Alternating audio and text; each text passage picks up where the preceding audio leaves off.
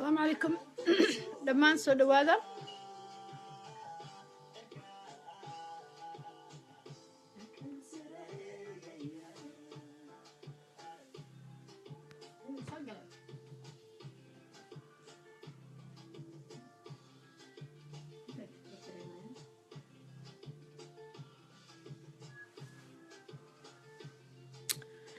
السلام عليكم دمان سو دوادا حنسوقنا كلية انت دتك سو قلي دوران ان شاء الله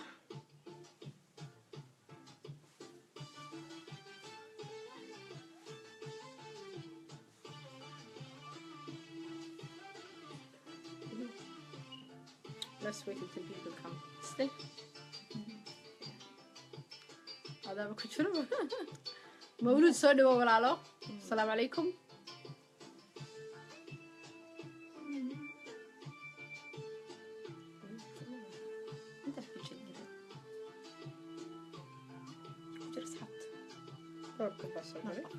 ما شاء الله. اسماعيل سوداء وادقنا. دمان سوداء هذا.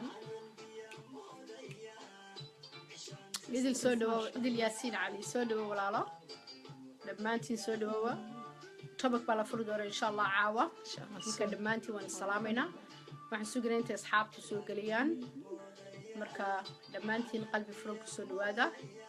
وأنا قفاي ساعة ولا. دقة أحمد كلن دقة دقنا سوداء دمانتين سوداء هذا. وعاوة. جلياش السنة كا أنا قفاي ساعة ولا. كل هذا يدنا جوكتا. tonight وحرمنا إن نطبق فرنو إن شاء الله. مركا دمانتين سوداء هذا. كل هو Thursday today. مركا دمانتين سوداء هذا. أنت دتك سيف عن سوق الدونان. اسماعيل سوق ولا لا دقنا سوداء قلب فروق سوداء. Friday night after midnight. كل ما أنت هو Thursday. بدنا نقول Thursday ما سوقلنا. بدنا واحد سوقلنا weekend كا. today واحد نريون مولود سوداء أديك ولا لا. بدنا نقول weekend كان سوقلنا لكن عاوة topic ربنا نكهضرنا روتي أو حساسية درتي بنص سوقلناي. مركا دمانتين قلبي فرن كسوداء هذا أديسي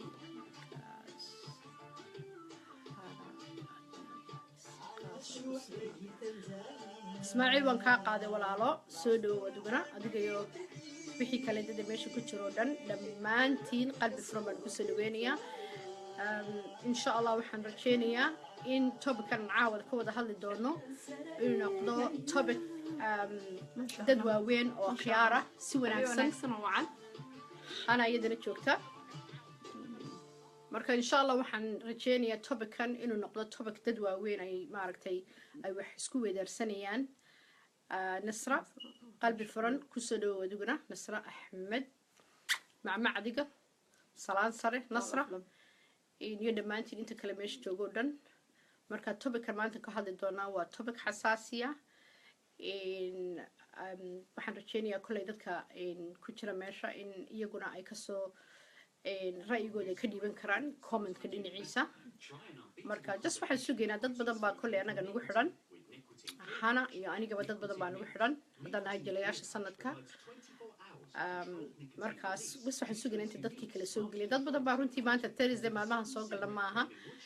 Thursday waa maalin shaqo waxa laga yaabaa dad badan baa shaqadii ku maqan wali aan soo ruuxin marka we just wait until maaragtay ay dadku soo geliyaan marka khayr badan baan idin rajeynayaa dhamaantiin soo dhawaada nasra waan ku istaagay walaalo waan ku istaagay asxaabta way idin jecel inkastan taaganahayba ma sha Allah tabiica caaw kan dino sheegto ya tabiica kan dino sheegto topican caaw aan ka hadlayno gaar ahaan deeqa axmed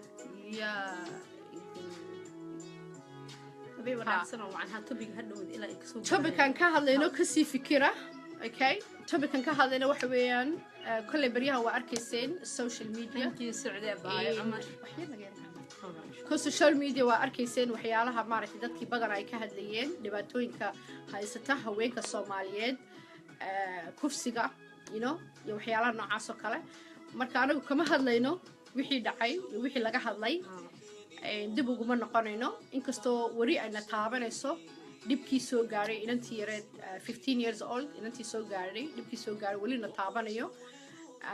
arrimahaasna runtii aan faraha kula jirno sidii maaragtay gabadha loo caawin doono laakiin tobikaas anagu kama hadlayno waxaan ka hadlaynaa keliya sidii looga hortegi lahaa kufsiga tobikaasaan rabna caawinaan ka hadalna insha allah sidii looga hortegi lahaa kufsiga maadaama kufsigu yahay uu noqday hadda soomaaliya dalka gudihiisa iyo dabadiisaba ay iska noqotay maaragtay wax iska maaragtay nagu soo badanaya marka we're going to talk about it insha allah waxaan siinaynaa a few minutes inta dadku soo gelayaan deeqo soo dhawow walaala adiguna deeqo axmed kulan soo dhawow maxamed xasan baa isaguna soo galay dhammaantiin soo dhawaada qalbi furo ku soo dhawaada si qurux badan baan anigu rajeynaya caawa in maaragtay aan maaragtay u sheekeysano in caawa majaajilo ma jirto caawa qosol ma jirto we just gonna talk about maxay tahay topica specifically topicaas ka hadlana sucdi xaaji adigana soo dhawow walaalo qalbi furo ku soo dhawow dhammaantiina soo dhawaada waxaan sugaynay kaliya inta dadku soo yara maaragtay ay soo wada geli doonaan insha allah sadaam cali dad aan runtii aan la koobi karin baa anaga nagu xidhan okay dad aad u fara badan baa anaga nagu xidhan runtii anaguna aadan u jecelnahay iyaguna ayna jecel yihiin sagal qaylo adiguna walaal soo dhawow laakiin waxa weeyaan dadka kale ee maaragtay iyaguna hadda soo gelaya oo asxaabta ah iyagana waan soo dhaweynaynaa topica waa mar kale haddii eegteen maaragtay bog pagekayga markaan soo geli laaf waxaan ku qoray waxa weeyaan sidii looga hortegi lahaa kufsiga insha allah taasaan topicaasaan maanta ka hadli doonaa marka a few seconds umaan hadda sugaynaa kolley inta dadku soo geli doonaan I know it's Thursday night dadkii badanaa way shaqeynayaan way daalan yihiin marna anigu Thursday ma soo galo iyo weekdays toona markasta anaga waxaan soo galnaa weekendska badanaa labadii toddobaadba mar baan soo galnaa laakiin today waxa weeye waxaana taabatay maxay too arrintii baryahan social media laga hadlayay kufsiga ku dhacday labada hablood Soomaaliyeed maaragtay anaga haddaan nahay maadaama nahay haween runtii aad noo taabatay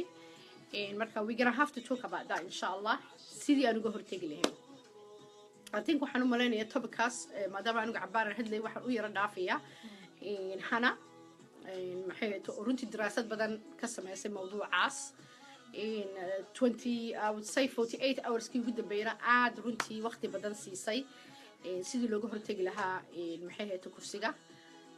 khadar muuse soo dhawow adiguna walaalo najma dhammaantiin soo dhawaada qalbi furan ku soo dhawaada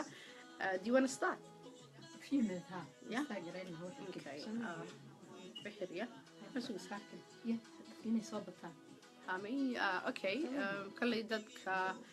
wixii yar baan u yara suganay insha si allah ula qabsadaan topiga ya sida ula qabsadaan insha allah taala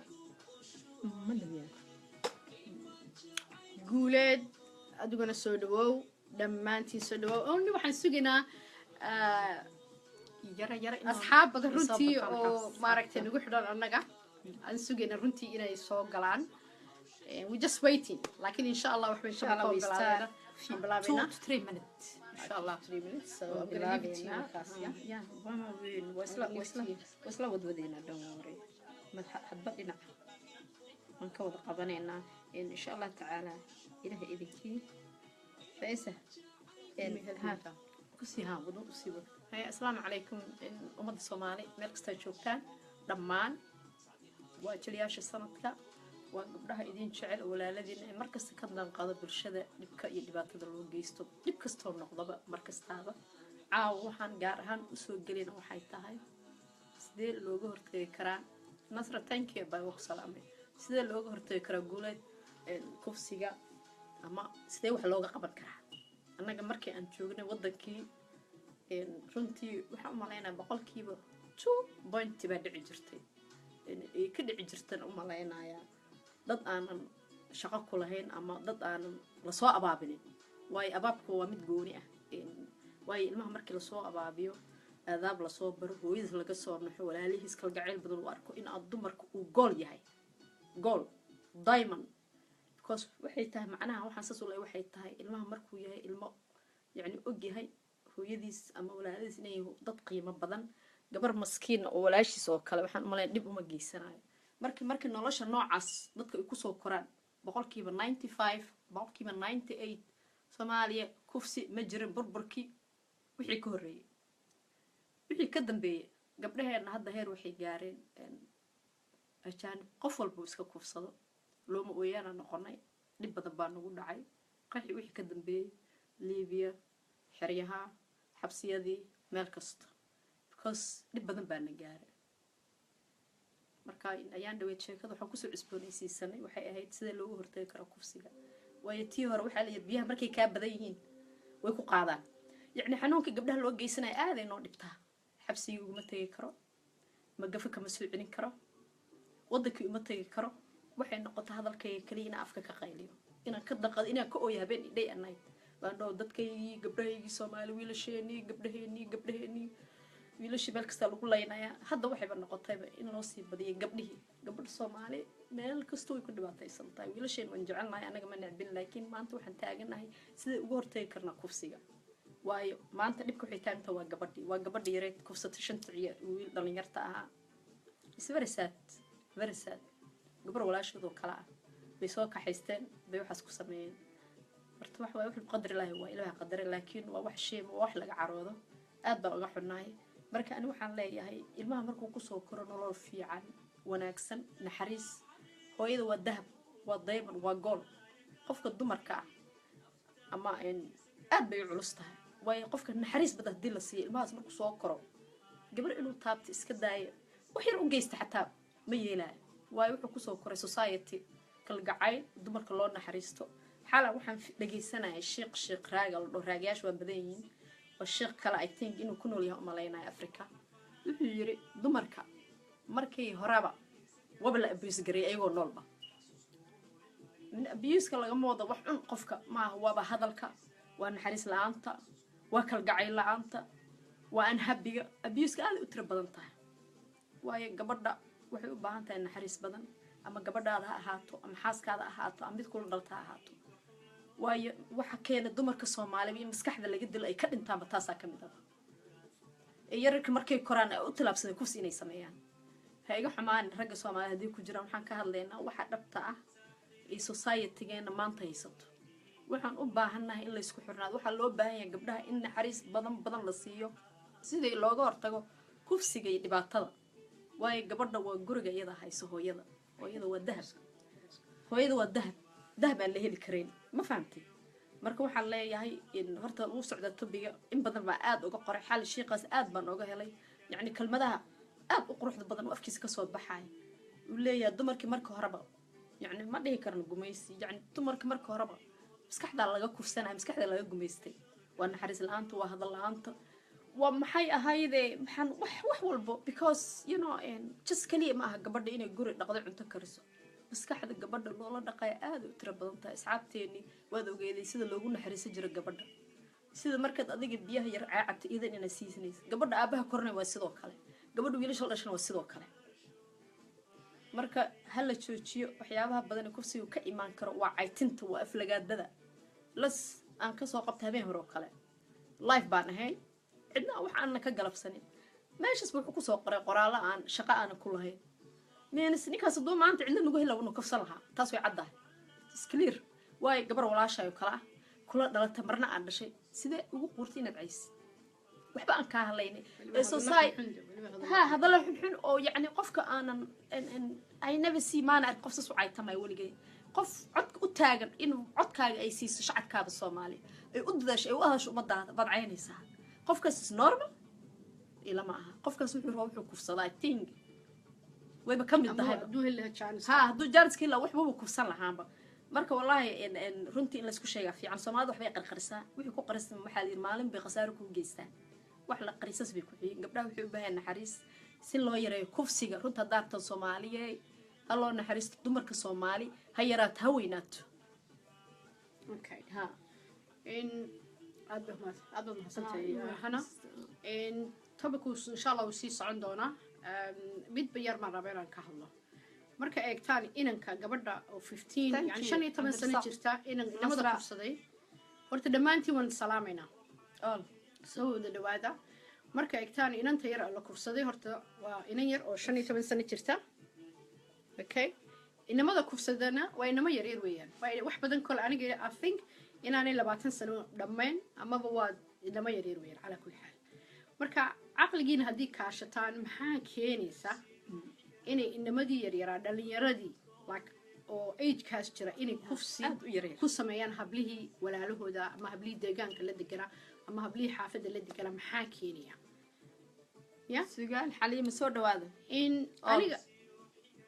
aniga haddii aan topica aan ka hadlo reasonka keenaysa maybe oo keenaysa inay inamadaas inamo yaryar oo dhalinyaro ah oo 15 17 19 oo very young oo xitaa yani qalbigooda markuu ilmuhu jiro caynkaasoo kale qalbigiisu uu nadiif yahay maxaa keenaya inuu kufsado inan yaroo yani walaashii oo kale ah waxaa keenaysa aniga marka maskaxdeedii eegay oo baaritaan ku sameeyey I think waxaan u malaynaya qofka ilmaha yar ee guriga lagu karinayo hooyada ama aabaha uu korinayo hadduu uu kalgacaylka amaba micnaha ay hooyada iyo dumarkuba ay qiimo leeyihin haddii la tuso oo inankaaga yar haddaad tustid qiimahay leedahay dumarba haweenba hadday tahay oo siday hana sheegtay inay qiimo weyn ay ka ag taagan yihiin ama aabihii ama bulshadii uu ku dhex noolaa inankaas hadduu arko oo la qiimeynayo hooyooyinkii la qiimeynayo iyo gabdhihii deriska marka la arko la qiimeynayo si guud ahaanaba haweenka la wada qiimeynayo waxa weeye inanka yar inan yar muu kufsadeen marka innaga maxaana laga rabaa marka innaga rag iyo dumar baan la hadlaya anigu lama hadlayo only dumarka waxaan la hadlaya rag iyo dumarka aabo iyo hooyo kulligan waxaan ka dhalanay aabo iyo hooyan ka dhalanay ilmaha marka la dhalayna waxaad dhalaysaa wiilal waxaad dhalaysaa hablo waxaad dhalaysaa sometimes only hablo ilmaha marka korinaysaan gaar ahaan aabaha haddaad wiil leedahay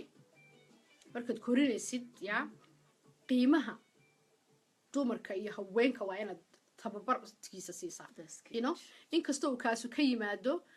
marka guriga lagu dhex jiro oo gurigii marka imka anigu aabahayo kale marka la joogay hooyado kale marka la joogay of course waan arkaya dhaqanka guriga ka jooga haddaan arkay aabahay inuu habeen kasta hooyada dilayo haddaan arko aabahay inuu hooyaday habeen kasta caayayo haddaan arko yani maxay hayto waxaa laga yaabaa in anigu aan nacaba mataqaanaa ragoo dhan inaan nacaba dhici kartaba aan u malayo nimanka dhan inay dad xunxun yihiin ma fahamteen marka in aan ka bilowno horta guryaheena aan ka bilowno oo kalgacaylka guryaheena aan ka bilowno oo xishmada iyo ixtiraamka caruurteena aan barno gaar ahaan wiilasha because wiilkaas waa wiilkii mustaqbalka noqon lahaa berri oo noqon lahaa aabo askari yani dalka dhan baa laga yaaba inuu hogaamin lahaa marka haddii inamadii yaryaraay ee very young people baan ka hadlaynaa 17 18 20 ay wax kufsanayaan marka maxaad ka filaysaa dadka kale markaas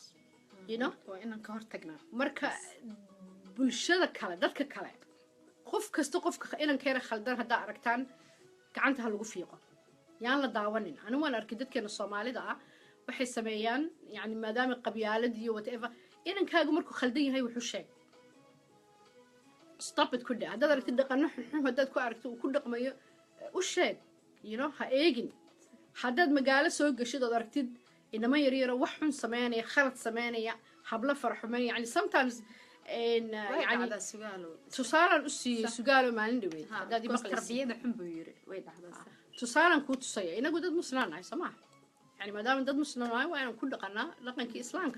أوكي يعني أنا جهدا مركن ترين كصور راعو الشقة ده الصعدة أما أنكس الصعدة أما نسي الصعدة والله أنا بين دي شيء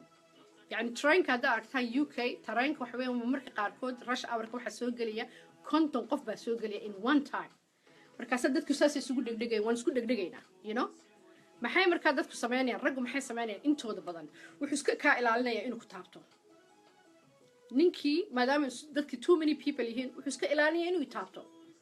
yani waa nin cadaan weeyaan oo diinta aan muslimka aan waxba ka garanayn because waxa weeyaan ixtiraam wuxuu ahayaa dumarkii ixtiraam wuxuu ahayaa haweenkii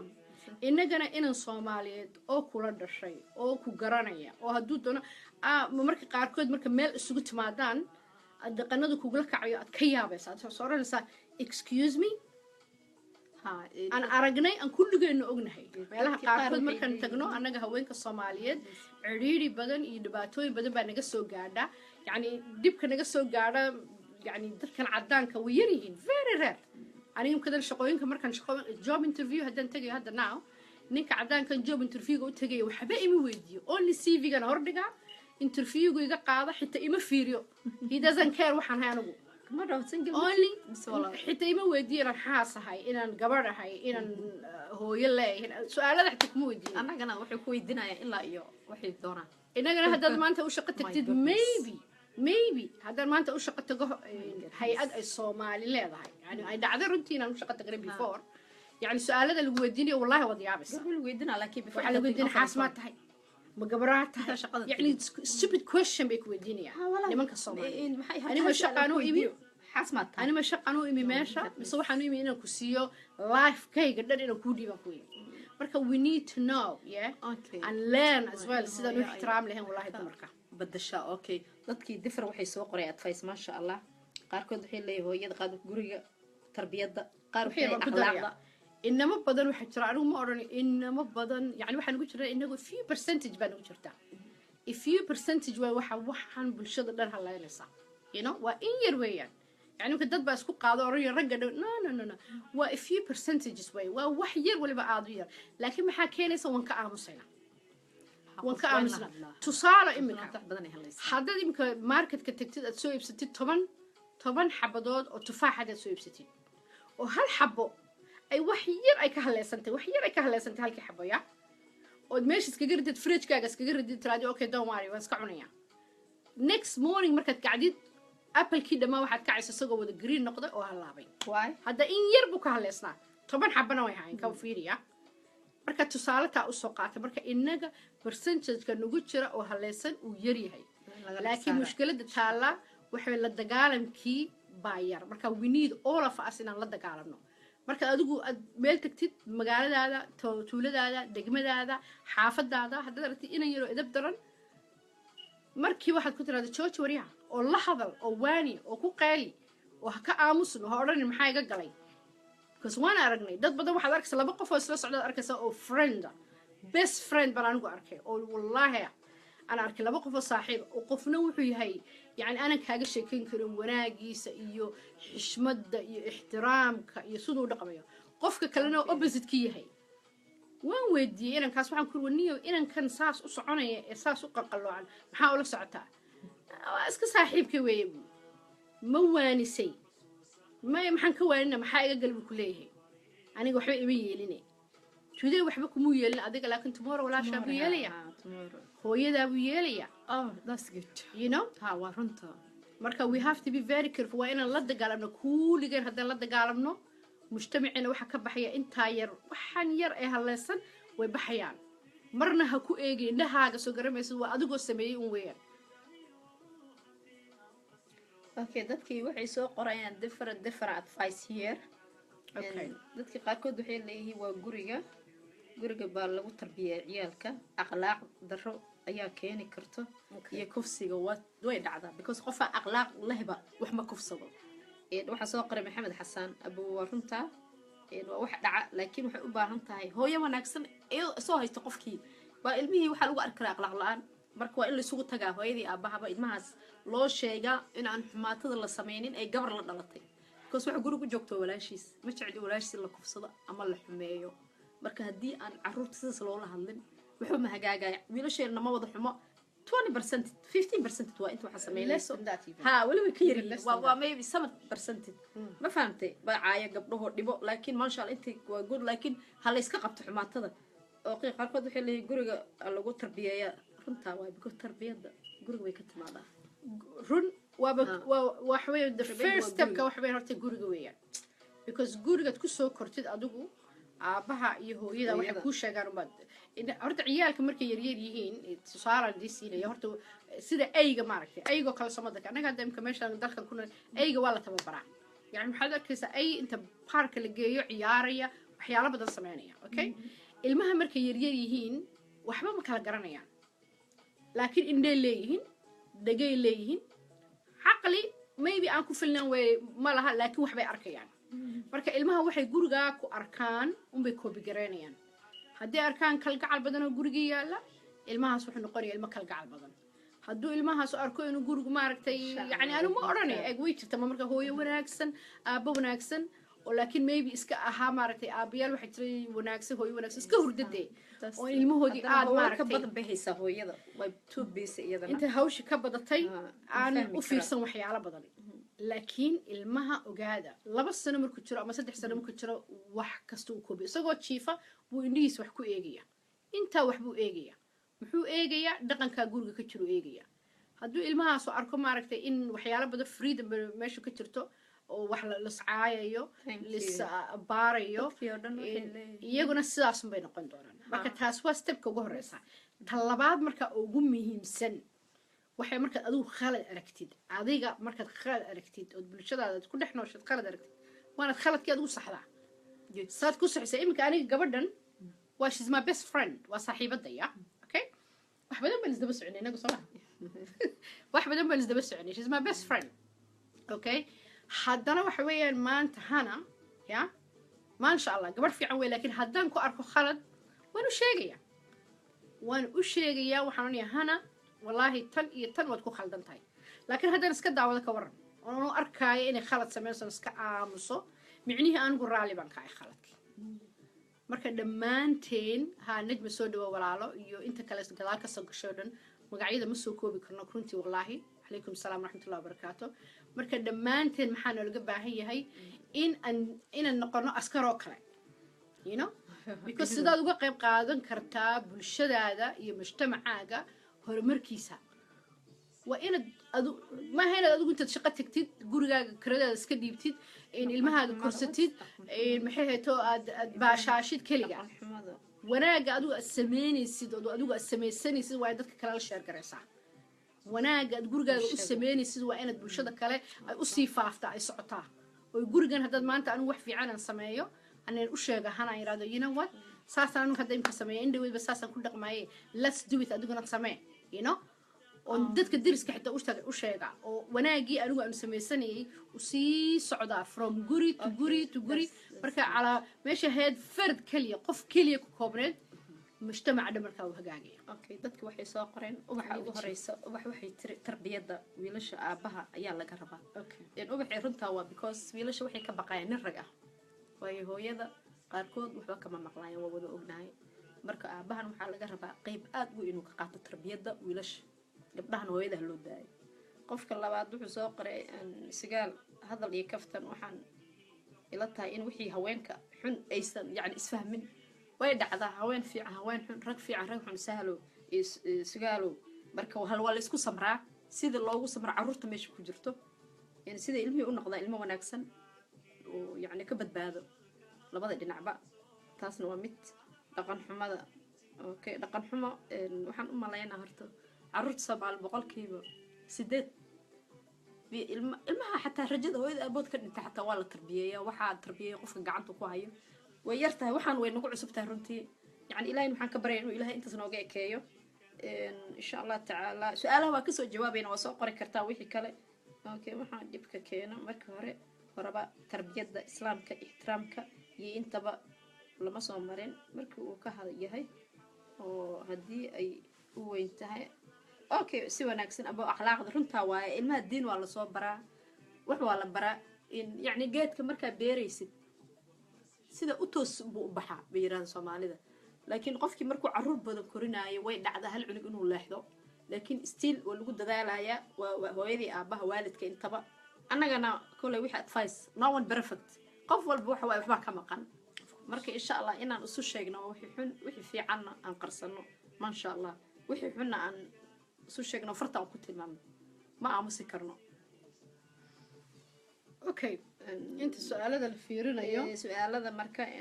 فإساي سؤال سيدوح إن ينو برامينا كدرسو ميد با مركا نغا مقان نغا دان سومالي نحي ميد با نغا مقان oo anigu yani aan imku 2017 baa lagu jiraa dunidu way hormartay okay yani waxa jira sharci wax la yiraahdo sharci hadaanu meeshii aan jirin horta waxaan qofku wuxuu doono sameeynaya even meeshan anaga aan joogno maanta sharci baa lagu joogaa dunida hadaanu sharci jirin iyo kala dambeyn waxna qofku wuxuu doono sameeynaya okay inaga marka dalalkeena ama dalkeena Soomaaliya deegaanada meel kasta hadii caasbata waxa jira sharciyo aan qornayn baa jira oo for example leey qofku haduu gabadh kufsado ninku haduu qof kufsado waxa sharciga caynkaasi caynkaasa la marinayo shareecada islaamka oo la marinayo way qorantay faisa annaga maya shareecada ha islaamka qornaato laakiin la marinayo wallahi oo qofkaas uu ogyahay yesterday hadduu qof gabadh kufsaday already sharcigii uu maray oo la cabsanaya odayaal qofka odayaal markaas. baa wax odayaal soo dhexgal sharcigu qoriyay laakiin Qofkii marka ma waa marna cabsanaya. ruulka runta fiican maya sharcigii haddii la qoro waa in la mariya qofkiisa maaha ma marna waan ka leexanaa ha laakiin qofkii hadduu matalan ba uu arko qof dad baa caynkaa sameeyey sharciga muu marin whatever reason tahay marka meesha waxay noqonaysaa qofku wuxuu doonu sameynaya marka sharciga anigu waxaan garan waayey why maxay heeto sharciga looga leexanaya sharciga hadduu qoray uu dastuurka ku qoran yahay oo weliba inaguna dad muslim nahay oo already la ogyahay qofkii gabadh kufsada meeshii yani maxay heeto punishmentkiisa wuxuu yahay waa loo sameeyay maxaaba la isku qabsana oo la leeyahay maxaa la sameynaa oo oday inta ka imaana oday kale inta ka imaana oo la isdhex dhig laakiin xalay aniga dhageystay waxaan u jawaabay jibriil nuur wuxuu yiri waxaan la yaabsanahay dowladda Puntland iyo shacabka degmada galgadab waxay ilaa iyo hadda ay yani gacanta ugu dhigi laayeen abuu xalay ana dhageysanaaye caruurta booliiska baa gacanta ku haya 5 ciyaar waa la hayaa waxay marayaan ruulka yani lagu xukumi lahaa qofkii wax kufsaday gabadha cidda dhashayna waa loo tagay qof banaan joogta malaha waa loo tagay gabadhana waa la daaweynayaa usoo duceeya boowe taas anaa kaaga war og thank you okay cabdirasaaq shire ma fiican tahay kursiga balse maxaa ogaa in ay jiraan duruufo badan sida qadarta xanuunka maskaxda yani ama dhaqanka okay xumaatada waa fahmi karaa abuu qofkii markii la kufsado waxa ku dhacaya wuxuu noqonayaa qofka wuxuu ka xanuunsanaa maskaxda wuxuu noqonayaa moralka ka jabaaya wuxuu noqonayaa guurku nolosha horta gabadhu waa ciyaal guur maysan gaarin waa caruur waa only 14 korninka ka halaabaya ilmahaas oo dhan hataa ma laga yaabo in gabadhaas inay guursato ama ay nin agjiifato waa caruur dhib baa loo geystay way shoogtay way isku dadarsantay markuu u duceeyo waa calool xumo kariye soo dhawo wax badanna waa la caawin doonaa gabadhaas lagama harayo ilaa nolosheeda ay laga helo waxbarasho fula ilaa caafimaadkeeda idii familkeedaba insha Allah tacaala tarbiyada haddii lagu hadlo jaamacadda ugu sarreysa ee akhlaaqda dhaqanka wanaagsan ee lagu barto waa jaamacatu hooyo aabo dastro suwayda cali abay runta waaye horta ilmaha hooyo aaba way korinaan laakiin waxa arkaysaa cid wadaada ah oo xir ah oo gurigooda TV aan laga daawanin ee ka soo baxay hal cunug xun ameel fadhiisanayna anaa indhahayga saaray marka yani akhlaaq iyo wanaag iyo hooyadii aabbaha si kasta wanaagsan yihiin ilaaha baa hadayska iskale baay macanto marka taasuna way dhacday waana qalad insha Allah ilaahina u soo haday reerka ilmahaas waa mahadsan tahay mid yar baan ku daray intay hana ay su'aalada ka jawaabayso ama ay eegayso su'aalada waxay yihiin mid baan rabaa inaan u sheego dadkeena Soomaaliyeed iyo social media ha please waxa weeyaan social media iska ilaaliya because waxa weeyaan dadkeeni Soomaaliyeed markaan arkay inteena badan waan fududnahay yani qofku wuxuu arkaya clip uu arkaya clipkii markuu arko isagoon xitaa eegin clipku wuxuu yahay straight uu share garanaya oo waxyaalaha yani fudeedka aad uga arkay in maxay hito dadkeena Soomaaliyeed clipyada xitaa waxa jira social media waxa ogaata waxyaalo badan oo xitaa aan saxsanayn inay jiraan ay dhici kartaa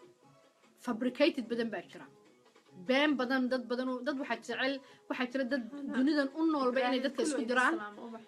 dad waxa dunidan ku nool inay dadka jahwareejiyaan dad waxa jira u noolba inay dadka micnihi isku diraan يعني أدوك مركا كليب مركا دارتي عقل جاga استعمال كليب كاد أركيسيد سو قرميسيد أنت سكدر إنه سكشير قرين هرت إيج وحي هاي كليب كا because كليب كاس once وقف شير قريو وحين فروق عنتو كبحي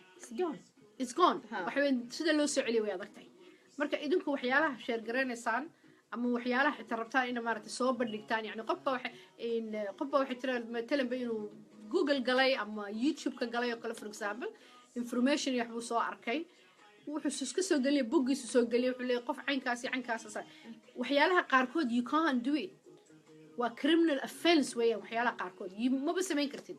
ma ogeey dadkan badanaa waxyaalaha qaarkood maba samayn kartid laakiin ma eegaan laakiin dadkeena waxa weeyaan I don't know waxa weeyaan ma waxa ku yar khibradda ku yar mise waxay ka tahay fudeed bay ka tahay marka fiidiyoyaashan iska cararaya ee ordaya oo qof kasta intuu iska samaystay Facebook wuxuu doono ku soo bandhigayo halaga fiirso hana laga digtoonaado wixii ka shakidaan aragtaan inay tahay wax aan qeyr macquul inay tahayna ha sheer garanina bataatan ha sheegay cadda yuusuf aboowe ee wiilasha dhibka geystay maxaa maxkamadda loo geyn waayo wiilasha saldhigga ayaa lagu hayaa tomorrowna maxkamadda la saarayaa shareecada islaamka ayaa lagu xukumaa dhibaatada inta geysta hal qof ma maqan shantii waa la wada hayaa niyadiina khayr u sheega insha allah gabadhana waa looga cadgoynayaa xaqeeda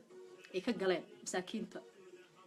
wuxuu yiri aboowe kale waa wax kufsiga hadda lagu arko guri xoog lagu haystay iyo dhib wax kasta dhici karo walaalo qofka wax kufsaday isnadiisi ma dhihi kara ani nolol fiican xataa qofkaas ama aabba iyo ma dhihi kara because big mistake waaye aad bay u qaldan tahay usoo duceeyay gabadhaas insha allah tacaala marka annaga oo ah jilaash sanadka waxaan caawa la jeclaanay inaan la xanuunsano in gabadha walaashin ee ciyaalka ee ilmaha ay dhibka loo geystay iyo inaan ka hortagno because waxaan arkaysaa dad they not normal oo nad inay caadi in kalma taqaan iska kaacaynaayo waxyaabo xun meesha kusoo qoraayo qofkaas next muxuu samayn karaa markuu meel cidlo kugu arko ama markuu ciyaal arko muxuu samayn karaa dhib u geysan karaa qof kasta waxa afkiisa ka soo baxa afkaaga waxa ka soo baxa uma tahay hadduu afkaaga ka soo baxo wax wanaagsan micnii waxa tahay qof wanaagsan afkaaga hadduu ka soo baxayo wax oo dee maaragtay waxyaalaha qaarkood hadda imkadan kaa nixinaya ma marka qaarkood marka aragti qof bulshadaada ka mid oo ku hadlaya of course qofkaas uu saas u yahay dad baa waxay u malaynayaan facebook markay samaystaan oo magac iska soo samaysanaya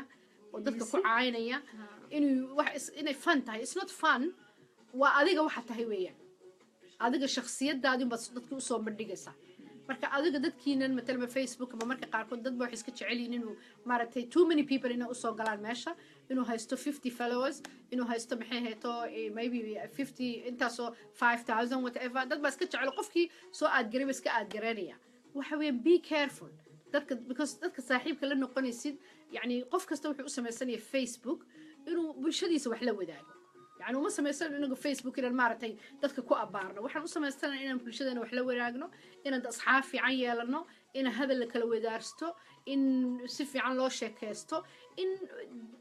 فيسبوك وحياله بدن هؤلاء بدن بالقو قبسن كرا بدن بالقو قبسن كرا وأنا لقي شيكين كرن فإدوي بدن بليه marka dadka oo maaragtay arkaysaan caytamaya 24/7 dadka straight away anigu waxaan oran lahaa anybody aragtaan oo caytamaya oo bulshada caynaya wada haduu qabiil ku caynaayo yani dad waxaad arkaysaa soo fadhiya halkan markaas clip wuxuu gaarayaa 100k buu gaarayaa waxa la daawanaya qof qabiil kale caaya halkaas la wada fadhiya misaal qos qosle ka bala soo wada qoraya that's good we have to stop that marka aragtaan qof dhibaato wada yaa loo gelin clipkiisa si faraha laga qaado way daawanaysaa wax waxay leedahay way u daawanaysaa qof maaragtay oo caytamaya inta soo fadhiista u daawanaysaa aduu marka ma qofkaas raali ka tahay inuu dadka caayo mise waxa weey ma raali kama tiid samaha don't even go there yeah okay waxay yiraahdeen wiilashii qaal waxa la soo wada qorayaa yani aan waa kana wiilka barkays wuxuu leeyahay hana guri xaaraan qaarkood ay ku jiraan والله ويلك بركيسن أبو حاران قف كده جن أصابع علاش قاضيبة والله بمر حاران سمي حاران سيدك ودي بقى دكتور بدن إله ما سودو ولا إله بان أنا كم قلنا إلهنا إيجا هك بحيو إن روح إليه أنا كوسي والله بقبله دوحير إبراهيم أحمد والله بقبله قبل اللي بعد ما أنا مقلبي هل قبل بقى مقلب قبل اللي بعد والله بليري ويترتها أوكي مشكلة ده واحد عادي قبل كواد في سوشيال ميديا لما سوق الكليب كده داس وحي لبدا قال كل دوين ديب كل لبدا بوسو قاري لكن بدنا وحبين السوشيال ميديا ديال السوق لي عليكم السلام midna wax weyn lama soo gelin marka xanuunka wax weyn already gabadhii la kursaday already jaartaas way dhacday haddana social media yani adduunyada ilaahay inta soo taagnaa ya aan qurbaha ku noolaa intaan ku soo leeday qofka arkaysan inta qurbo ku soo lakaatay weli man arkin social media oo la soo dhigayo gabadh la kursanayo yani nimanka serial killer ka mataqaan nimanka oo imika ku jira blacklist ku jira oo la ogeeyay yihiin mataqaana nimanka kufsaday oo kufsaday hundreds women kufsaday baa jira hadda anaga halkan waxa jira niman 100 dumar kufsaday baa jira insha Allah oo la yaqaano oo magacyadooda qoran yihiin oo meel ay soo istaagi karaan ay oo meel kasta ay ka xirantay xitaa kuwaas ma sameeyaan caynkaas xitaa kuwaasi ma sameeyaan caynkaas can you believe it we talking about Peter Files ka mataqaana oo ilmaha kufsada oo la yaqaano oo jeelka marka saa loo geliyo habeenku soo baxo hadana wax kursanaya xitaa ma sameeyaan faiso waxa dhacdaa la yiri ka hay qoraan gabadhaha gabdhaha waxay yiraahdeen waxay social media u soo geliyeen waa idinka duubeena isnaga stam aana diidaa yiraahdeen maya inay ku sameeyaan black ma ka yaabaneen ugu taas may waa ogahay saasay ku sameeyeen yes that's why gabdhaha gabar uu wuxuu u dhiibay best friend gabadhi baa soo gelisay maya oo iyaga la shaqeyso mushkiladda maaha qofka maaha ka sameynayaan ka hadlay ha waa qalad ee gabadha ma waxa laga gabadha in xitaa xoog lagu qasbay way waxay rabeen la dhahay markii sidaas gabadha wixii ama way diiday gabadha moogtahay because wixii ku tiray dilay dhahdaa la dhahay that's why wixii ku sameeyay ka duuba in dhaha mar kasto you know aan waxaan ka hadlay qofka amarka bixiyay qofka amarka bixiyay waa inaan inamadii dhameeyay dhibaatada yani waxaan ka wada aniga faa'iisahaan noloshayda maan arkin intan yani aan qurbaha intaan ku noolaado weli maan arkin even dadka mataqaana dhintay oo jeelasha 25 years ku jiray oo kufsaday boqolaal dumar kufsaday weli ma sameyn idman waxay dhahday idman dumarka inay kacaan xaqooda dhacsadaan insha Allah in dumarka kullayba xumaatadooda aad ban anaga aan rabnaa inaan ku caawino caruurta siira dhibaatada loo geystay inta kale oo dhibka haysato idman ay thank you abaayo okay wuxuu yiri Suweyd gabadha labaad Aldoon baa hooyadeed wareystay halkan ayayna ka helaysaa insha Allah tacaala walaal thank you waan ka war tageynaa gabadha labaad laba jeer bay dhib loo geystay my god Jamaal Caafif iyo Roomar dhib loo geystay gabadha I'm sorry walaal ka xumahay أنا waxaan dhihi lahaa ragow la waa bidantii idinka naga badan idinka naga xoog badan ya idinka naga awood badan gabdhiina iyo hablihiina iyo dumarkiina iyo haweenka Soomaaliyeed taageero buuxda siiyay okay idmanay anu intaas aan dhihi lahaa idma washiisa idma waxay tiri sister laba ma ahe gabdho badan baa dhibaato loo geystay bilis gabdhaha dhibaatada hal la caawiyo idman waa caawinayna macaanto messengerka na soo gal aan kala qoran details insha Allah we help a lot yeah ilaahay idinkiis marka wiilash waxa rabaa inaan caawisaan inaan xumaatadeen Soomaalida aad u tir badan tahay goorma waxa qabsanayna goorma in heer gaarina moor kasta dhib baan haysto gabadh baa la dilay wiil rag baa isdagaalay Facebook iska soo caynayeen gabadh baa la kufsaday dadkeena doon baa la dagtay why anaga dadka uga duganahay why aan hor ugu socon weynaa dib baan u noqonaa 2000 waxa lagu jira ay 17 hadda waddankeenu uu dhismay waxa la rabay inaan hor u socono wax qabsano inta naga dhimaan dhameystirno waqti wuxuu nooga dhintay inta ku carreena ilmo yar la kufsanaya ilmo yar inta lagu dilaya naaga la dilaya nina la dilaa ilaahay laga baqo qaladka la sameeyay laga fiirsado marka hore qaladka iyo dub dhiga anaga yaa qodod isku qaaday anaga yaa si kala baxbaxay anaga u baahadana ma aragtay iska hor imaaneen wax soo dhawaado waxa ma shaqeynaysa سؤال سؤال مid baa imika jirto oo dhacday inaan kala kufsaday okay mid baa jirto oo dhacday yani inagu aanan dhaqan hore u lahaan jirin okay haddaan nahay Soomaali deegaan kasto aan deganaano yani may dhicin nin Soomaali inay Soomaaliyihiin in kala lama ogaal jir dadku laakiin anigu sheekadaas ay soo gaadhay sababta aan uga hadli waayay because aniga faa'iidahan maan arkin qof ii soo diray muuqaal ama yani maxay hayto wax aan anigu aan israahdo way saxsan tahay oo waxan muuqaalkan waa wax dhacay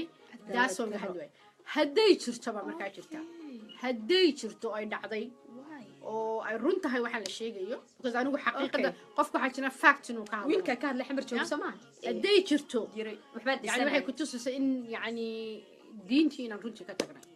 we need waxa u baahanahay isagti rag kufsi geysta nooci ahaayeen shan rag wixii lama sheegin shan rag ma rag laakiin deegaanadayna ka dhacaysa daza maanta dhulkeena ka dhacaysa rag kale in ka yimid ee loo keeno wadanka shaqada u yimaadaana we don't know marka in la qabto Soomaaliya because dib badan baa umada wax qabanaayo wax ma jiraan oh my goodness wallahi sometimes Soomaalinimada iska bedelaa I don't know because dib socdo joogta iska ma bedelino no misaga tagnaa because hadda dadka qaban karin because waxaan isaga bedelay dhibaato moogtahay waxa dhagaha ku soo dhicina adoo kale ma iska bedelaysid waxaan isaga bedelay because ma bedeli karno hadda limka even plastic surgery haddaan sameeyno aan isnaano isma bedeli karno so we're gonna fight it together inaga dhan aan isku duubnaano rag iyo dumar saas baan uga bixi karnaa sagarmaysid wuxuu yiri sheekadan waa sheekadii dabacase okay wallahi walaalo anaga in waxaan ka maqalnay beermi abule inankaas maxamed anaga niiskan ka arag ninka hadlayn afkiisu ka hadlaayay hadaa rabtana waxaad ka heetay calan.com ay ku jirtaa anaga we don't know ma fahamtay wiil maskiin ah oo baanduu ah oo yiri waxbaan dhisanaaye waxay iga soo waday kaaraan waxay dhihi kaal waxay noo dhis 5 rag widoona wixii dadka waddanka shaqada u yimid miya yeeyeen ma garanayna sida adiga ka taa anaga ka nahay laakiin miskiinka sala caawiyo si caruurtiisa hadduu jiro awalba wuxuu yiri ilmaha u shaqaysan jira maanta ma shaqaysan karo dhib baa la geystay tooreyna waa lagu dhuftay dhibna waa loo geystay dawladba ilaah baa xisaabinaya kullee ninka wax u dirsanaya caawinaayo numberkiisa wuxuu ku qoray meesha ku joogo Ibrahim you always Somali ma iska bedeli karno hadda xitaa xoogaa aan paintiyo wax ismarno ma isbedeli karno marka let's work together inaga dhan aan waxaan dhihi lahaa Soomaaliyeed gabdhaha la kufsaday gabar ka mid ah hooyadeeda waxaa la yiri gabadhan hooyada hadda la hadlayo maaha hooyada kale iyo maysan helin yani xuquuqdii gabadheeda waxaa ku soo qoray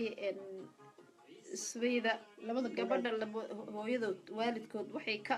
dhawaajeen in aysan helin cadaalad anigana waxaan ka dhageysanaya in ragga lagu haayo xabsiga stationka maxkamadda la bari sugayana baayo intii halahaas wixii kale anaga idila soo socodsiin idinkana usoo duceeya qof walba xaqiisa inuu helo waa very important ilaah baaba xaqa iyo baadilka kala saare عبد يوسف أنا جوابه عبد وارن وخالد in social media ده الصادقة وحيالها قاركود إن أنك دكتونان كل جين عن وحيالها ماركتي عن أركينو للسوشيال ميديا وحيالها بدل بقى من نقول موقتي إن أنك في سنة وحيالها عن صوب بندقينو يو وحيالها شير قرينو هذه وحياة كشة جديد يعني يمكن أنا إذا كان هذا اللي شيء يو اللي يقولي نواد عضي I don't know ما شيء كرو إلا الآن كأنا to me facts معها so that's why بأنا ماركتي موضوع عاس أنا الربيع إلى ماركتي عن كهذا لكن هدي جرتو هلا عاوي هلا سبحان الله وقف سومالي هدي جرت عاوي هدي جرت وحس يقف بوحة أوضها ودرو وحي اللي هذا هاي يعني إدمان لباح أدونكي دمرك الصومالي جوجا ويدلميهين لواتي تضل سنة دقالك دي كدن بيسودان أين وحا لو جيستي ku habsaday way tiri waxa loo geystay dhaqaalo ma haystaan wuxuu ma haystaan America ku nool yihiin nolol waxay ku haysan lahaayeen farxad iyo dareemi abaay u duceynayna waana caawinayna wixii dib loo geystay voice-keena anaga intuu gaaraba waan gaarsiinayna waxaan ka hagreyna malaha runtii waxaan u maleyn doonaa waddankeena uu noo baahan yahay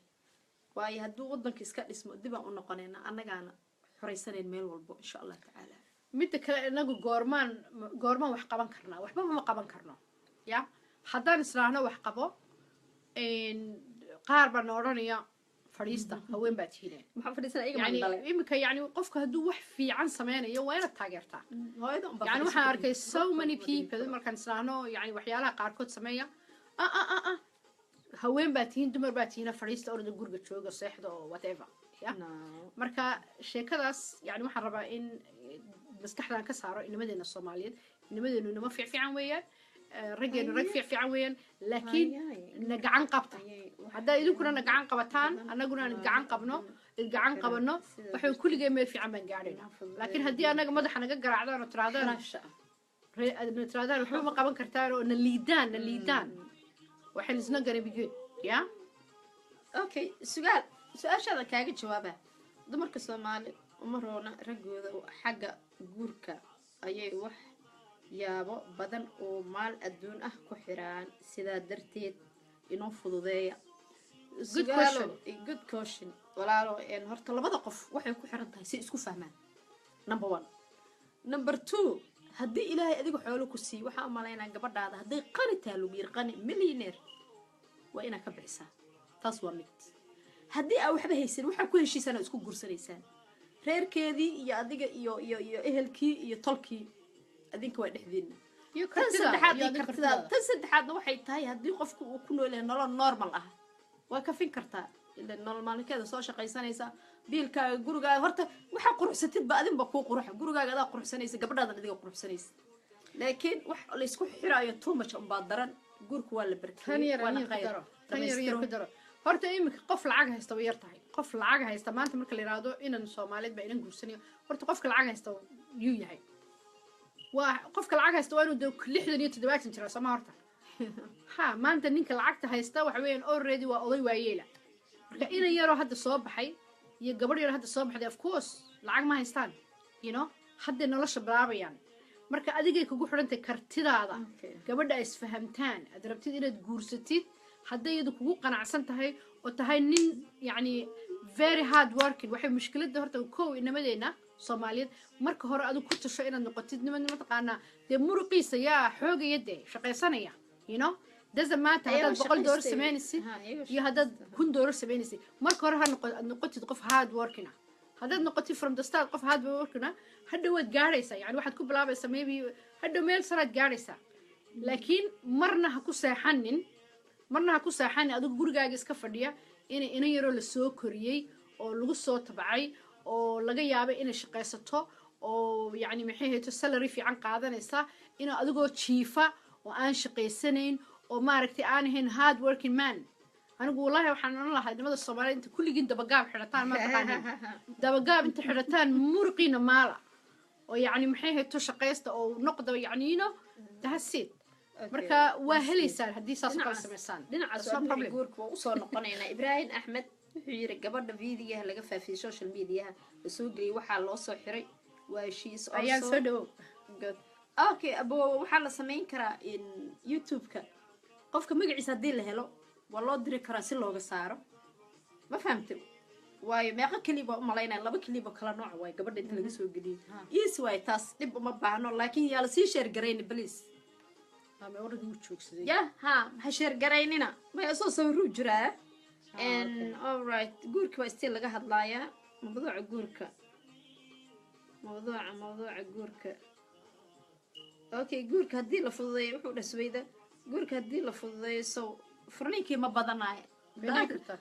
wax dhici kara waaye because wixii isku badanayo ha wixii guurka looga dhigayba ma 100 ma jirtaba bismillaahi ma lasoo shopping miya waxay dhibaatada suuqi dhaqaataaba la tagaynina maya inanta Soomaaliyeed hadda imkadan ee qurbaha ku nool iyo inanta Soomaaliya ku nool waa isku mid degaan kasta Soomaaliya la joogo horta gabadha Soomaaliyeed hadda maanta way shaqaysataa inamaduna way shaqaystaan ayaan baa ila fahmaysa sheekada inanta Soomaaliyeed imkadan ee maanta joogta Muqdisho Hargeysa way kacaysaa way shaqaysanaysaa way shaqaysanaysaa inankuna waa sidoo kale ma fahamteen marka iyaga unba maaragtay ilaahay isbaday isma fahmin waa sida la isku fahmayay laakiin marna ha ku seexanin inan yahow Soomaaliyeed inaad maaragtay adigoo jiifa oo aan shaqaysanayn oo aan dadaalayn ina gabadh shaqaysata oo laga yaabo in who knows yani anigu Hargeysa markan tagay waxaan arkay hablo yar yar 25 sano jira oo qaarkood 2 store 3 store u furan yihiin lacagta saa u kala yes indhaha ku soo arkaa way shaqaystaan marka adiga hadaad shaqaysanaysid doesn't matter waxa laga yaabaa inaad yani maxay too lacag farabadan aad sameeyeen laakiin inta haday ku aragtana tahay nin dadaalaya inta haday ku aragtana nin dadaalaya tahay no problem ya marka hal dadaal qasaan ugu dhiila maxamed jibriilo asma binti waxay tir waxa ila joogtay gabar jaceelkeedii aabaheed u diiday rabtani in uu ku diro wiil uu adeer u yahay waa xoogaa complicated waa wiilka adeer gabadha ninkay jeceshay uu u diidaya wallahi way dhacdaa waxa laga yaabaa laba shayba way noqon kartaa inuu aabahaas uu maslaxada gabadhiisa fiirinayo maadaama qof weyn yahay isagu aragti kale leeyahay oo inanka ay jeceshahay aanu maybe siduu dee odaygu u malaynaya aanu hayn uu isleeyahay ninkana dhiqi kara ama ninkana maaragtay yani lacag iyo everything haysta laakiin haddana waxay dhici karta aabuhu marna wax weyn aabuhu aabo wanaagsan oo inantiisii maslaxadeeda oo yani raba inantiisii maaragtay in guur fiican ay hesho marna aabuhu waxa laga yaabaa inuu noqdo dooni oo iminka aabayaasha qaarkood waxa weeyaan iyagii baaba hadda wuxuu u fadhiyaaba inuu goorma inantii laga guursanaya oo isaguna dee maaragtay waxoogaa jeebka ku shubanaya ya odayaal noocaasna way jiraan marka hadduu kan yahayba atinka inantaas waxaan dhoohi lahaa wadaad kala tasho wiila wuxuu soo qoray aniga waxaan rabaa gabar lacag la haysato oo isku guursano lacagteeda ma adaaba ragnimadaadi baaba hoos u dhigaysa walaal am so sorry ninka waxaa la rabaa xoogiisa iyo gurigiisa inuu maalgeliyo boqorka shanta Soomaali waa ka xumaan magac fiicanna waa wadataa ma sha Allah ninka ragga waxa fiican inuu xoogiisa maalo tomorrow asay u fiican tahay gabadha hadday ku guursato barna gurigay ka eriyeysaa ma isay ku taas ixtiraam iyadoo ku maalgelinaysa maya aniga aniga ma laha eeg walaal tusaale baan kuu siinaya magaciisa ninka boqorka shanta soomaali boqorka shanta Soomaali horta waan ku salaamaya in waxa la yiri الرجال قوامون على النساء okay marka gabadha Soomaali say ku ixtiraamaysa hadda inta seexatay atri aan waxa la sugayaa gabadh xoolo leh ixtiraam ma laha oo gabadhii ay xoolaheedu kugu guursato ixtiraam marka xaga ka helaysa gabadhaas marka maxaad noqonaysaa marka I'm sorry adu maxaad noqonaysaa marka hablaha waa qaali marka taana ka iska ilaaliya oo waxa ka fikirtaan in okay jeclaw inaad gabadh lacag la guursatid ma xuma laakiin adigu noqon nin markaa dadaalaya nin isaguna maaragtay marka qaarkood way dhacdaa inuu ninku maaragtay yahay qof iska caadiya uu guursado gabadh lacag leh oo laakiin isagu markiisu hara nin oo shaqaysanayo oo de maaragtay gabadhu tirado wallahi ninkaas nabigeeni calayhi salaatu wassalaam nabigeeni calayhi salaatu wassalaam intaanu maaragtay uu nabi noqon ya waxaa lagu tilmaami jiray الصادق الأمين baa la dhihi jiray الصادق الأمين waxaa nin run badan ya oo ammaan badan like maxay tahay xoolaha haddii loo dhiibto yani sidooda lagu iman jiray marka khadiija markay guursanaysay sumcadiisay ka raacday ay ku soo raacday yani wuxuu ahaa nin صادق الأمين loo bixiyo hadda eeg markaas xitaa nebi muuhayn ya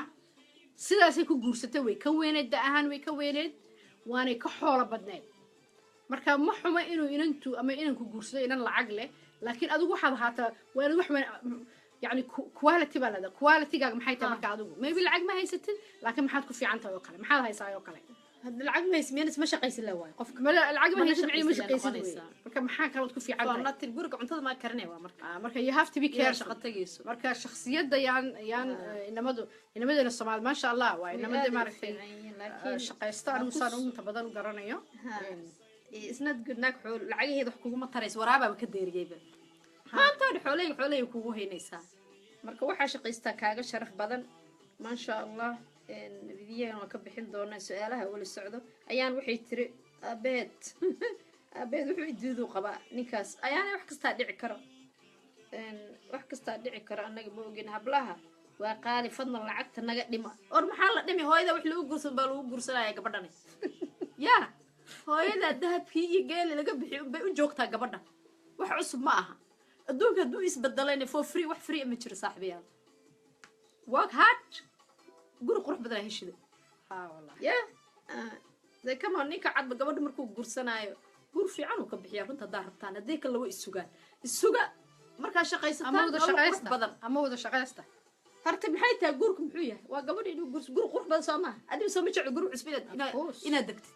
nolosha waa intaasoo kale meel fiican inaad jiifatid gabar qurux badan inaad guursatid ayaa because you know sometimes waxaa ka hadleen ayaa filika la socotaa naf walba waxay jeceshay heshaa ma ogtahay guri qurux badan gabar qurux badan ilmo qurux badan wallahi waxaad hadba gelisun baa kuu soo baxo time is a see naftaada time is a see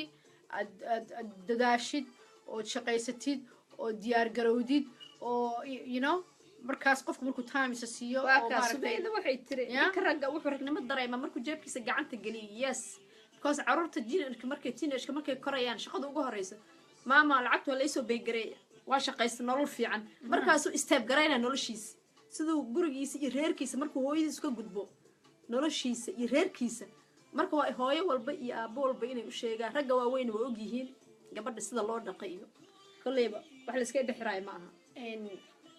mid yaran imika qurbahan ku noolnahay tusaalo waxaad arkaysaa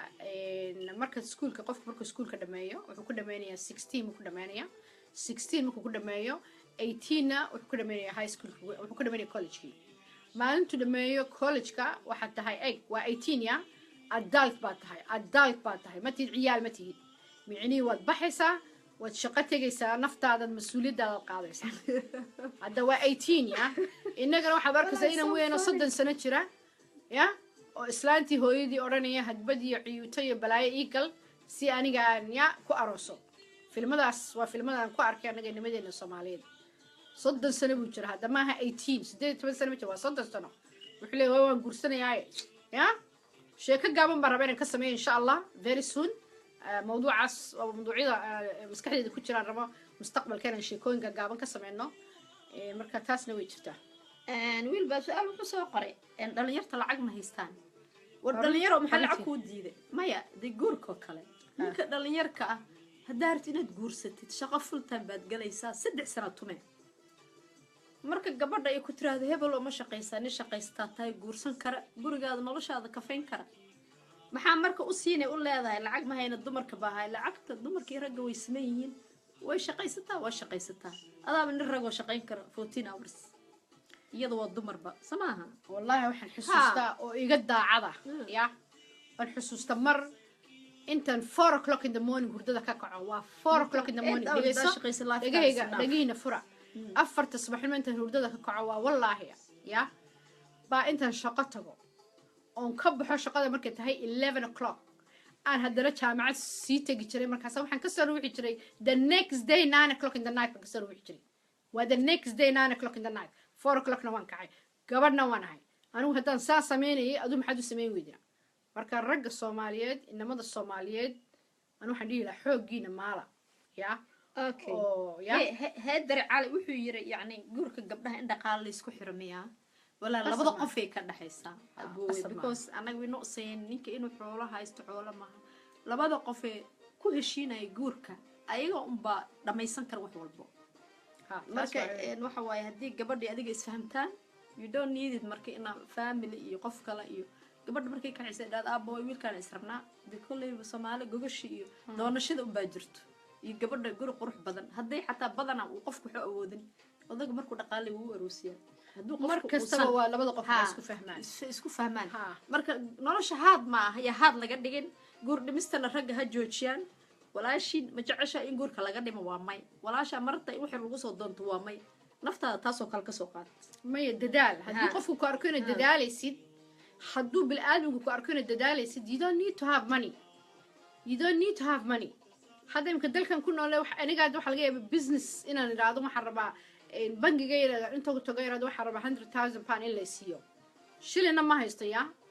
projectkan anigu soo bandhiga hadday tahay wax aadiyad fiicana lacagti waa la siinaya guurkana waa saas oo kale haddaad adigu marka timaadid ila markuu ninku guursanayo waxaan you selling yourself adigu wadi soo you selling yourself somehow when you selling yourself means we're so bandhiga adiga ninku markuu gabadha guursanayo adiga isa soo dhigay miiskaad isa saaraysa ma Soomaaliga fiican miiskaad isa soo saaraysa miiska markaad isa soo saartid marka gabadhina waa sasay ku odhanaysaa yani waxay eegaysaa muxuu inan karo hayaa horta ya waxa laga yaabaa inaad lacag haysin laakiin aad karti haysid inay ku aragto inay karti haysatid oo ku aragto inaad nin karti la tahay marka inaad lacag ma haysto okay maxaad haysaa ku aragto inaad karti haysatid way kugu guursanaysaa marka adiga ay kugu xidhantay kartidaada iyo raganimadaada sad inan gayaankaaga u keensan lahayd maaha wax oo difficult oo haada laakiin ha seexanin ha noqonin qof iska jiifa su'aal baa gabar soo qortay roodo ayaan cali waxay tiri maasha Allah walaal waxa aad uga warantaan ragga nagu qabsanaya lacagta ciyaalka very sad lacagta ilmaha lagu siiyo child tax credit child benefit is very sad meelis waxa ilmaha soo galo waa very sad ma shaqeeya bay noo soo qor qofka hadduu shaqeeyo xataa waa jiraan dad shaqeeyo dhaho gabdhaha wax ma yuuna dhaqaaleynayaan oo kale laakiin lacagta ciyaalka iska leh gabadha waxay shaqaysato iyo wiilku wuxuu shaqeeyo unbay safgaraysan karaan haddii aan family jiro wax la siiyo laakiin absolutely walaal haddaana maqlaysid lacagta caruurta waa suuq iyo guriga maxaaba gabadha la weydiiya maxaas laga qaadaa qof shaqaysta oh my god qof shaqaysto isku filan horta maba saqajaamayo taa horta ogaada ama nin haado ama gabadh haado qofka hadduu shaqaysanayo oo jeebkiisa lacagta kala soo baxayo oo kaarkiisa end of the month mushahar ugu soo gelayo kuma saqajaanayo lacagta oo child benefitka oo maxay tahay child benefitka how much is it 10 pound what is it you know marka haddaad shaqaysan lahayd ma ku saqajaaminta waxaa soo reerka hadduu ka qaado oo kale dee gabadha dhibay dareemaysaa cidlo dama hadduu shaqaysan lahaa adoontinka inuu sameeyo uniform schoolkeedii asaa laga rabaa inuu gado ya hadduu qof shaqaysan lahaa soo qar ayaanay qofka ma shaqaysta because qof shaqeeyo waxaas ma samayn karo adoontin qof shaqeeyo ma sameeyo difficult in gabadha lahayd wixii ay ma aragtay deemas ugu iibinaysay laakiin qofkaas ma shaqeeyo hadduu shaqeyn lahaa dee mubu waxaas ma waysteenba ha laakiin very sad maybe inuu yahay qof aan shaqaysanin waxaa jirta gabdho guurkii ka dahay doonaya in ay inankaas muxuu yidhi xasan cumar wees xasan cumar wuxuu ku leeyahay waxaa jirta gabdho guurka ka daahay waa calaf oo doonaya in ay yara sugaan doonaya marka uu soo maaha in ay ku soo dabto lacag no haddii gabadha guurka ay ka daahda ee lacag haysata ee rabto inay kusoo dabta nin de markaas naag xoolaheeda maxaad u qaadanaysaa ma jirto I think is I never see horta guurku waa calaf guurkan waa calaf waxa laga yaabaa gabadha qaadanin xataa ilaahay baa qoray goorta gabadhaas guursanayso hadday 20 30 god knows 50 whatever laakiin adigu ha noqonin haba qaadanin xataa lacagto waxaa leedahay uu ku guursanay anaa ku shaqaysanayo cause tomorrow ku daba soconaysaa lacag baan siya lagu leeyahay wallahi maanta xalay ninkii naagto ay way iibsatay daasi way dhamaatay ma hablaha dhala iimaan lacagta doonayno ka soco okay dumarka way lacag jecel yihiin aad niyo waan jecelnahay lacagta wallaahi been ma sheegin anigu gacantaan kor qaadaya I love money lacagta gabadha way u shaqaynaysaa soo haddana waa dumarku waxay la siiba wax lagama qaado waa dumarba dumarku waxay u lacag jecel yihiin idinku ma ogdin miya dumarka kharashkayga nagu badan yahay ya waxaan gabadha Soomaaliyeed kharashka ku baxaya waa too much marka waa lacagta jecelaata haddii kale dirin baad ku soo jawaab wuxuu ku yiri waa shaqaysanaa waana noolnahay thank you insha Allah waa ma sha Allah is very good raggu waa bisaarad dumarka bilaashyaal hada wiilka waa iska ciyaaraya ragga waa shaqaystaa walaa intee bisaarad ka yihiin wax bisaarad aan ma arkin be anu waxaan work hard waliba Africa inamada aad u shaqaystaan qurbana aad u shaqaystaan ragga lacag jecelihiin dumarka anyway guys su'aalihiina saasa idinkaga jawaabeynaa soo dhawaada challenge-ga ma aragtay labada dhinacba haddii aan saasoo kale aan wax walba isugu sheegno wax nagama halaabaayo qofku cuna hala qabto ninka caaytamaya nin rabo inuu wax kufsado waa kiiska loos maya anagu conclusion wax la yiraahdo sameynay anigii hana saddexdii cishay soo ilaa maalintii inantii la keenay maaragtay la soo bandhigay dhibaatada gabadha Soomaaliyeed ku dhacday ma hablaha Soomaaliyeed ku dhacday wallahi think I'm doing research badan baan sameynay just an eegayno waxyaalaha kufsiga waxa lagu leeyahay waa meelo badan buu ka bilaabaa qofku intuu soo boodo moogtay qof ma kufsanayo haddaa aragtaan qof hooyo caayaya ana hadda idii sheegaya haddaa aragtaan nin gabadh Soomaaliyeed caayaya haddaa aragtaan nin haween Soomaaliyeed caayaba haddaa aragtaan ninkaas nin wanaagsan maaha wax kastana way ka suurtooda qofkaas oo kale nin oo aragtaan dunida hadda anaga dalkan ku noolnahay weligaa ma arkaysid nin naag caaya ma arkin in my life nin naag caaya maba arkaysidba waa la yaabay haddii la arko nin caaya marka idinku qofkii aragtaan oo naag caaya gabadh caaya haween caaya waxa ka suurtooda barin inuu wax kala sameeyo waxyaalo badan ba qofka ka suurtooda marka dad badan baa u maleynaya maaragtay inankan uu iska qoslayo iskama qoslayo because inan walaashaaya oo aanad garanayn oo halkan soo taagan like me hadda oo waxun aan sameynayn oo xijaaban oo maxayto sidii bulshadeeda iyo dadkeeda iyo dalkeeda horumarinteeda u shaqeynaysa markan ay aad ku soo qortid yani fawaaxishka kamida soo qortid marka maxaad adigu isku tilmaamayd definitionka qofka la siinay muxuu noqonayaa markaas waxa weeye waa definition xun oo aad u fool xun qofkaasna waxa ka soo hortuubi karta inuu hadhow hadduu meel cidla iga helo inuu wuxuu doono sameeyo because kelmadda afkiisa ka soo baxday waa kelmad fawaaxisha weyn waa kelmad diintuna aanay ogoleen bulshaduna aanay ogoleen maskaxda iyo caqliga aanay ogoleen marka he must be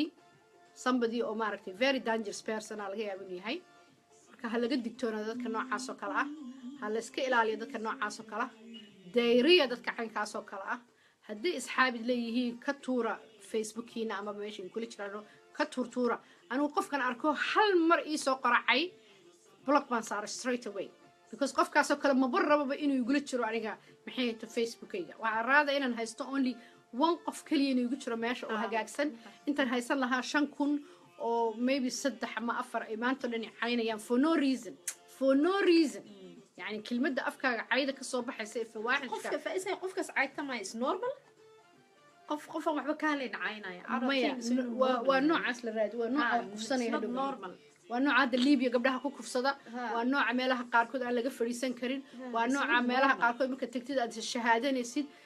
way jiraan way badan yihiin marka ha layska ilaaliyo inamada soomaaliyeed marka aragtaan noocaas marka aragtaan afka ka laada area dayriya ha soo dhawaysanin kaasoo kale gurigaaga ha keenin hala sheekaysanin saaxiib hala noqonin be careful because tomorrow walaashaabu waxaa ku samaynaya tomorrow walaashaabu faraxumaynaya tomorrow walaashaabu you don't know wuxuu samaynaya qofkaasu anything ba ka suurtooda marka waa idinkaas waxaan kaga tegaynaa su-aalo kale maa jirta su-aalo maya dadkii oo dhan waxay leeyihin kufsiga waa qalad waa wax xun waa dembi maasha allah waxaan noqona dad isku wada af ah og xumaatada maxay ahaayadee ku imaanaysa bulshadeenna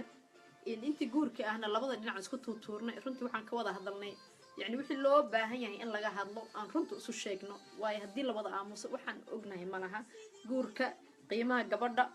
in gabdhaha la dhowro in la ilaaliyo in caytinta la iska daayo in kufsiga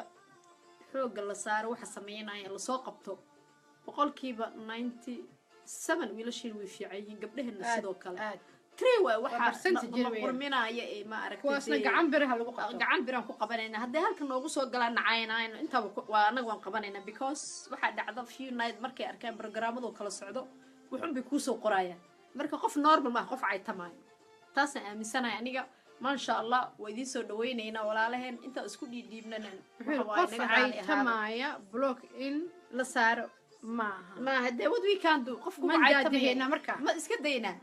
wuu ku caynayaa bisinkay what we can do ma day karo iska tuureen fadhi maba garanayna maya qof muslimaa tahay qof afkiisa ka soo baxayso kelmad fawaaxisha sideebad markaa ugu reebi kartaa aad saaxiib la noqon kartaa ilan afkiisa waxaa kasoo baxaya waxyaalo fawaaxisha diintu aanay ogoleen adigu aanad dhegaysan karin soo qorayaad ka cabsanaysa meesha iga soo galaaba iyada sumayda waxay ku leedahay haddii balaq la saar waaba sii dhumiseen walaal maxaa samayn karnaahe cause wuxuu soo qorqoraayo wax wanaagsan ma aha anyway waan ku dheerana caawa okay sida markii hore ku sheegnayba anaga khamiisaha ma soo galno badanaa waxaan soo galnaa weekendka waliba sundayda marka caawa waxaan usoo galnay in aan arrintaas inaan ka hadalno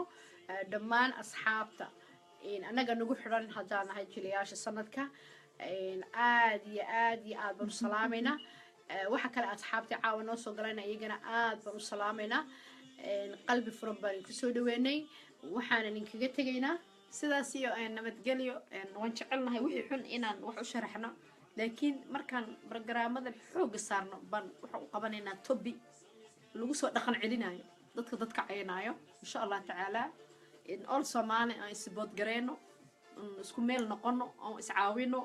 sidaas heer ku gaari karnaa nationada kale way isla socdana way iska warhaayaan Soomaaliya waxay idin dhihi lahaa israaca wax isla qabsada assalaamu calaykum waraxmatullaahi wabarakaatuh intaanan ka bixin waxaan dhammaan ogeysiinayaa YouTube channelkayga Hoggaan Wanaagsan TV ku soo dhawaada majaajilo badan sheekooyin gaagaaban oo qoso leh baa ka buuxa marka boggaas please booqda maxay subscribe-na noo sameeya waa Hoggaan Wanaagsan TV in abshir waxa weeye markii xafladii ay dhamaatay aad soo gashay laakiin dhammaantiin waxaan kaga tegaynaa salaantii islaamka assalaamu calaykum haka bixina maxaa ma akhbaara noo faray abshir waxaan ka hadlaynay guurka yacni kufsiga dhibaatooyinka marka insha allah iyo sidii looga hortegi lahaa kufsiga maasha allah waana soo geli doonaa waa arrimo loo baahan yahay inaan xooga saarno u baahan bulshada in looga wangareeyo waxyaabaha xunxun oo reedi gabdhaheena dhib badan uba soo marayba dad soo qaxaanahay dhibaato way nagu soo dhacday marka waxaan rabnaa inaan isdaba qabana inta yacni